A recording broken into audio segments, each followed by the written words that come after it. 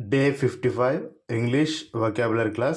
First word check, తనిఖీ మరియు అడ్డుకొను. చీక్, చెంప,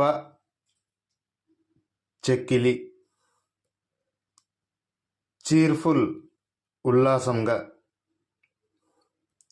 చీర్ఫుల్లీ, ఉల్లాసంగా. చీజ్, జున్ను. కెమికల్, రసాయన.